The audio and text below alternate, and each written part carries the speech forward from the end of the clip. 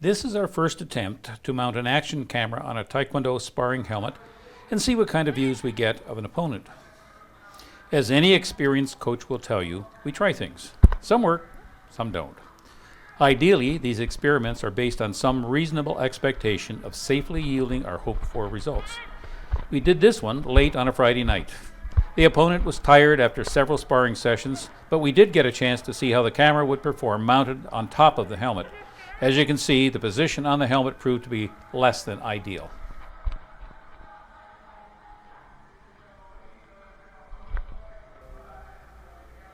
The long-term goal of this exercise is to create video that we can rear screen project so that athletes could react to a life-size opponent always at a competition distance away. This is not so much for kicking practice, but to measure reaction time to visual competition-like attacks. Although we can do this with actual fighters while training, we don't quite get to see this from the athlete's perspective. Most of us can't afford devices that track the saccadic eye movements of athletes during actual combat, so this is a low-cost alternative. Camera and helmet can be acquired for under $150.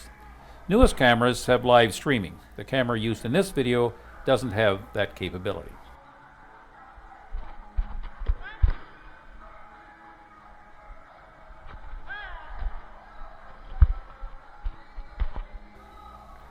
It is likely that the camera is seeing more than the athlete whose concentration zone has a smaller field of view. In future, we hope to debrief the helmet wearer right after an action session so they can comment on the experience and see how much of the non-foveal action got their attention. In this way, we can get some feel for the angle of their purview. Since the camera was placed facing outward from the athlete, the center of the images gives us a fair idea of where the athlete was looking. Since foveal vision is a very small angle, it is likely that much of the parafoveal and peripheral view would not be attended to consciously. However, we might at some future time look at measuring the number of distractions from several sensory sources, but principally sight and sound. In this instance, the sound is not heard because the microphone was inside the case and also close to the helmet surface. Distraction has some real interest for us, since Hick's law advises that increasing number of distractions increases reaction time. This is why some horses wear blinders. Ideally, humans can do this with mental training, and that is a coaching opportunity for us.